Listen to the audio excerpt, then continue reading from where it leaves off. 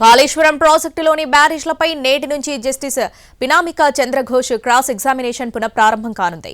ఈ నెల 24 వరకు హైదరాబాద్లో ఉండి విచారణ చేపట్టనుంది కమిషన్. మరోసారి ఈఎన్సీలు, మాజీ ఐఏఎస్లు, ప్రస్తుత ఐఏఎస్లను విచారించి ప్రభుత్వానికి నివేదిక సమర్పించాలని భావిస్తున్నట్లు సమాచారం.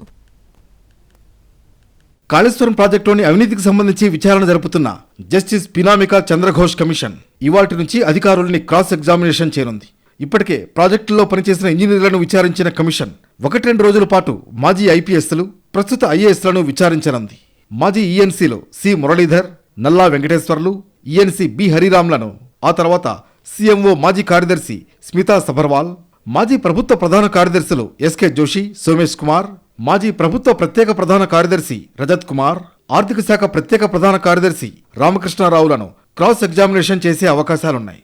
జనవరిలో మాజీ సీఎం కేసీఆర్, మాజీ నీటిపారుదల మంత్రి హరీష్ రావులను కమిషన్ క్రాస్ ఎగ్జామినేషన్ కు పిలవనుంది. ఫిబ్రవరిలో కమిషన్ తన నివేదికను ప్రభుత్వానికి అందించే అవకాశాలున్నట్లు సమాచారం. ఈ నెలాఖరుతో కమిషన్ విచారణ గడువు ముగియనుంది. కాళేశ్వరం కమిషన్ బహిరంగ విచారణలో ఇప్పటికే ఇంజనీర్లను విచారించారు. 3 రోజుల పాటు రోజుకు 18 మంది ఇంజనీర్ల చొప్పున 52 మందిని విచారించి మొత్తంగా 2 నెలల్లో 90 మంది స్టేట్మెంట్ రికార్డు చేసింది కమిషన్. ఇంజనీర్ల బహిరంగ విచారణలో కీలక వ్యాఖ్యలు చేశారు Kaleshwaram commission chief justice Chandra Ghose. Commission ముందు హాజరైన పలువురు ఇంజనీర్లు కమిషన్ అడిగే ప్రశ్నలకు దాటవేసే సమాధానాలు చెప్పే ప్రయత్నం చేశారు. దీనిపై స్పందించిన కమిషన్ చీఫ్ నిజాలు దాచినా, నిజాలను బైపాస్ చేసినా మేం బయటకు తీస్తామన్నారు. అఫిడవిట్లో చెప్పినా చేర్చిన అంశాలు ఏమాత్రం ఫీల్డ్లో కనిపించడం లేదన్నారు కమిషన్ చైర్మన్.